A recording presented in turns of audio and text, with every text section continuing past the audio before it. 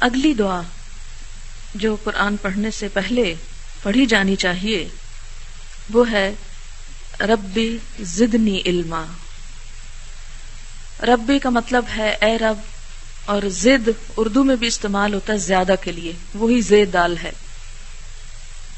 زد زیادہ کر دے، نی مجھے، علما علم میں، کہ میرے علم میں اضافہ کر، کہ ایسا نہ ہو کہ جو کچھ مجھے آتا ہے میں یہاں آنے کے بعد بھی بس اسی پر رہوں. نہیں، مجھے ہر روز زیادہ سے زیادہ عطا کرتا چلا جا، اس لیے کہ علم کی کوئی حد نہیں، علم کا کوئی کنارہ نہیں.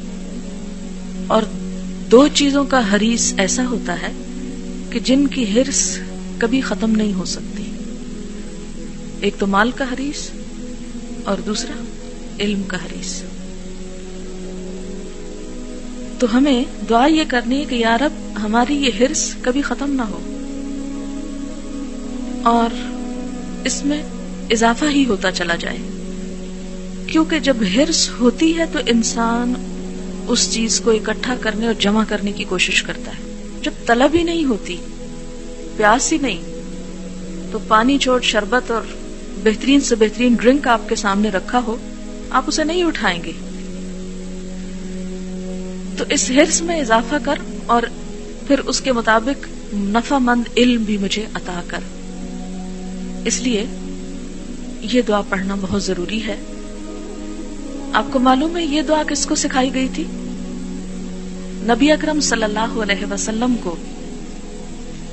وَقُلْ رَبِّ زِدْنِي عِلْمًا، اور آپ کہہ دیجئے یا آپ کہا کیجئے کہ اے رب میرے علم میں اضافہ فرما.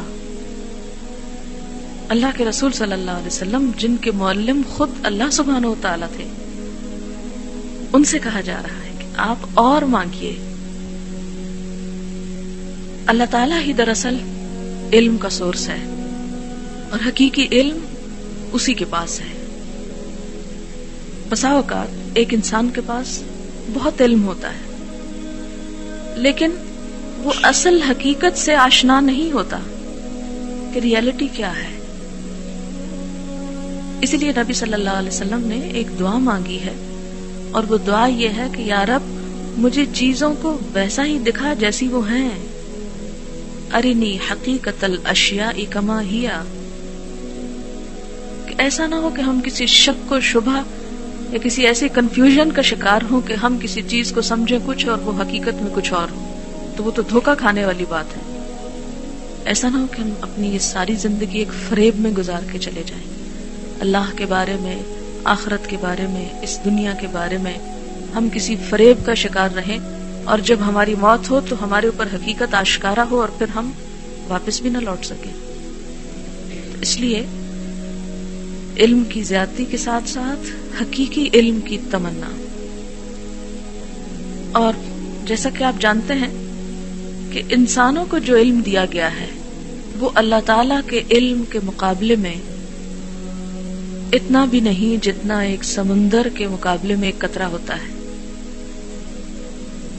آپ کو یاد ہے کہ حضرت موسیٰ علیہ السلام اللہ تعالیٰ کے نبی تھے جن سے اللہ تعالیٰ نے کلام بھی کیا اور اللہ تعالیٰ کی ان پر بڑی عنایتیں تھیں. جب ساری قوم کو جان کا خطرہ تھا تو اللہ تعالیٰ نے ان کو زندگی دی، بچایا اور ان کے اور اپنے دشمن کے گھر میں پالنے کا انتظام کیا اور پھر اس کے بعد ان سے کلام کیا. یہ تمام چیزیں ان کی اہمیت، عظمت اور ان کے مقام کی نشاندہی کرتی ہیں.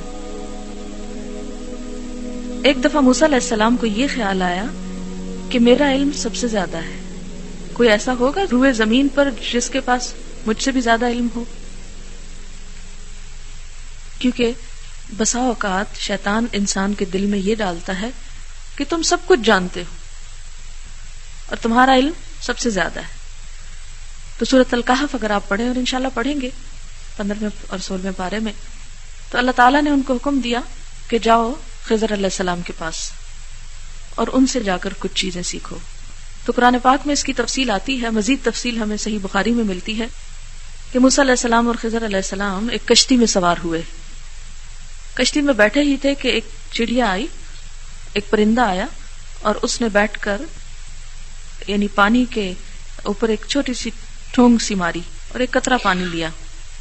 تو اس پر حضرت خضر علیہ السلام نے حضرت موسیٰ علیہ السلام کو یہ بتایا کہ اللہ تعالیٰ کے علم کے مقابلے میں ہمارا علم بس یہ ایک قطرہ ہے. اور اس کے بارے میں دلائل آپ کو آئندہ انشاءاللہ دیکھیں گے. یہ بات میں اس لیے کر رہی ہوں کہ ہم اللہ تعالیٰ کے علم کو پا نہیں سکتے. لا یحیطون بشیء من علمہ الا بما شاء، مگر جتنا وہ خود چاہے. اس لیے ہم اس حقیقی علم کے لیے قرآن کی طرف رہنمائی کرتے ہیں کہ جس نے اس پوری کائنات کو بنایا اور جس کا علم ہر چیز سے زیادہ وسیع ہے. اور کائنات کے بارے میں آپ جانتے ہیں کہ ملینز آف ٹریلینز گیلیکسیز اور ان میں ستارے اور معلوم نہیں کیا کچھ.